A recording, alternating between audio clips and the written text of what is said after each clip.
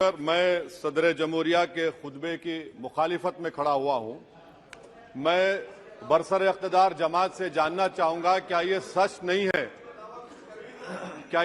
नहीं है कि आप ही के आदादो शुमार 75वां NSSO का डेटा ये कहता है कि 25% मुस्लिम बच्चे पैसों की गुर्बत की वजह से तालीम से ड्रॉप आउट हो जाते हैं। क्या ये सच नहीं है कि 7 साल से ऊपर जो बच्चों का खवानगी का तनासुब है तमाम मज़ाहिब में सबसे कम मुसलमानों का है? क्या यह सच नहीं है कि ग्रॉस अटेंडेंस रेशियो तमाम मज़ाहिब का सबसे कम मुसलमानों का है? क्या यह सच नहीं है कि सबसे कम एनरोलमेंट जो होता है वो मुसलमानों का है? क्या यह सच नहीं है कि AISHE की रिपोर्ट ये कहती है कि हायर एजुकेशन में मुसलमान का तनासुब 5% से 4% पर आ चुका है? और ये सरकार इन तमाम आदादो शुमार को देखते हुए, इनके आदादो शुमार को सामने रखते हुए सदर जमहूरिया के खुतबे में लफ्ज अक़लियत का, माइनॉरिटी का जिक्र भी नहीं किया गया, जो भारत की आबादी का 19% का हिस्सा है। ये इनकी मोहब्बत है अक़लियतों से और मुसलमानों से। सर, क्या यह बात सच नहीं है कि आपने माइनॉरिटी के बजट को 40% कम कर दिया, स्कॉलरशिप के पैसों में 560 करोड़ रुपए कम कर दिए? ये आपकी मोहब्बत है जो नफरत की निशानी बनती है।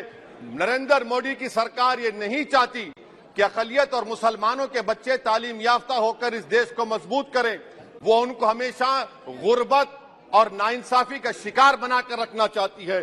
सर, दूसरी बात इसमें यह है कि आज अक़लियतों को मुसलमानों के ताल्लुक से कोई महीना ऐसा नहीं जाता जहां पर उनको जान से मारने की धमकी नहीं दी जाती।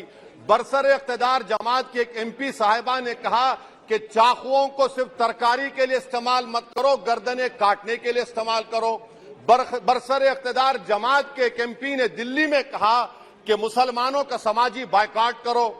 बरसर इक़्तिदार जमात ने गुलबर्गा के रेलवे स्टेशन को हरा रंग किया गया था, उसको ये कहकर तब्दील कर दिया कि मुसलमानों का रंग है। सर, मैं पूछना चाहता हूं, क्या नरेंद्र मोदी की सरकार तिरंगे के हरे रंग को निकाल देंगी?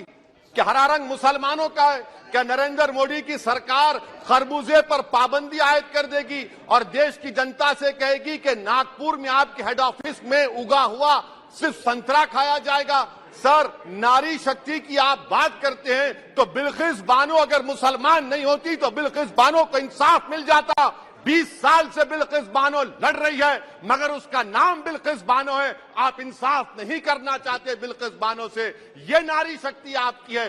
पसमानदा मुसलमान से आपकी मोहब्बत, दीजिए 1950 के प्रेसिडेंट ऑर्डर तरमीम करिए, दलित मुस्लिम का स्टेटस पसमानदा को दीजिए। आप नहीं देना चाहते। क्या मजहबी आजादी का उनको हक हासिल नहीं है? स्पीकर साहब, मैं मुसलमान हूं, मेरे बगैर ये मुल्क नामुकम्मल है। मैं इस मुल्क का यरगमाल नहीं हूं, मैं इस मुल्क का कैदी नहीं हूं। मैं पूरे सिटीजनशिप की राइट को चाहता हूं और अभी चाहता हूं। कब आप बिहार के सुरजापुरी और कोल्हिया बादरी को कौमी OBC स्टेटस देंगे? स्पीकर साहब, दूसरी अहम बात मैं कहना चाह रहा हूं, चीन का जिक्र आपने किया। क्या प्रधानमंत्री अपनी जबान को जुम्बिश देंगे और चीन का नाम लेंगे? क्या आप चीन को डेमचौक और डेमसांग से उखाड़ कर फेंकेंगे? DGP कॉन्फ्रेंस में चेयरमैन साहब कहा गया कि 65 पेट्रोलिंग पॉइंट में से 26 पेट्रोलिंग पॉइंट पर भारत की फौज पेट्रोलिंग नहीं कर सकती है। चीन से आप डरते हैं। अरे, डिसएंगेजमेंट हुआ तो डीएस्केलेशन कब होगा? डी इंडक्शन कब होगा? चीन से आप डरते हैं। 3 साल से चेयरमैन साहब 50,000 भारत की फौज हजारों फीट चोटियों पर बर्फ में खड़ी हुई है। देश के प्रधानमंत्री को क्या भारत की आवाम पर भरोसा नहीं है? भारत की फौज पर भरोसा नहीं है? अरे, चीन का नाम लीजिए वजीर आजम, डरिए मत चीन से। तीसरी पॉइंट सर, हमारे कानून के मंत्री चले गए। पैराग्राफ 79 और 82 में बेसिक स्ट्रक्चर पर, आईनी ओहदों पर बैठे हुए लोग बेसिक स्ट्रक्चर पर तनकीद करते हैं, लॉ मिनिस्टर कॉलेजियम पर तनकीद करते हैं। इस ऐवान में जब NJSE का बिल आया, मैं वाहिद MP था, अब याद होगा आपको, जो मैंने कहा था कि भारत के संविधान के खिलाफ होगा बेसिक स्ट्रक्चर के। इंदिरा गांधी से सबक हासिल करना चाहिए। इंदिरा गांधी कहती थी कि जुडिशियरी मेरी पाबंद होना। अब नरेंद्र मोदी कहते हैं कि जुडिशरी मेरी वफादार होना। इंदिरा गांधी ने 42nd अमेंडमेंट किया, देश की जनता ने इंदिरा गांधी को इख्तियार से बेदखल कर दिया। आप वही इंदिरा गांधी की इरा को ला रहे हैं। आप बताइए स्पीकर साहब, क्या ईसाई मानने वाले व्हाइट टेरर हैं? क्या ईसाई मजहब के लोग व्हाइट टेरर को फरोग देते हैं? आप बताइए। मैं यहां पर जजेस को तहफुज करने के लिए नहीं खड़ा हूं, मैं बेसिक स्ट्रक्चर की हिफाजत में बोल रहा हूं। मैं अदलिया की आजादी के लिए खड़ा हूं, मैं एग्जीक्यूटिव की आजादी के लिए खड़ा हूं, लेजिस्लेचर की आजादी के लिए खड़ा हूं। चेयरमैन साहब, कोर्ट का काम यह नहीं है, जजेस का काम यह नहीं है कि नरेंद्र मोदी सरकार की मदद करे। अदलिया का काम यह है कि इस देश की कमजोर और मजलूम आवाम से इंसाफ किया जाए। चौथा पॉइंट स्पीकर साहब, यहां पर एक बड़े सरमाएदार का जिक्र किया गया है। क्या यह बात सच नहीं कि कांग्रेस और बीजेपी ने ओलिगार्क्स को पैदा किया? आप दोनों ने मिलकर ओलिगार्क्स को पैदा किया। आज इसी वजह से 60% मुल्क की दौलत 1% जनता के पास है। आप दोनों ने बैठकर मलाई खाई और गरीब और नौजवान पिस रहा है। अरे बताओ, ये जो 28 लोगों की लिस्ट है जो देश का पैसा खाकर भाग चुके हैं या बैठे हुए, उसमें कोई मुगलों का नाम है क्या? कोई मुगलों का नाम नहीं है, मगर आप उस पर कुछ नहीं बोलेंगे। संडेस राज कंपनी 15,000 करोड़ नाइजीरिया और केनिया की कोर्ट में जाकर कहती है कि हम हिंदू हैं, भारत को आएंगे तो प्रोसिक्यूशन होगा। आपने कोर्ट में कुछ नहीं कहा, वहां पर एसआईटी आपने बनाई। मगर शुक्र है, मैं लाइटर वेन में कह रहा हूं कि हाइडनबर्ग अगर यहां होता तो यूएपीए लग जाता उस पर।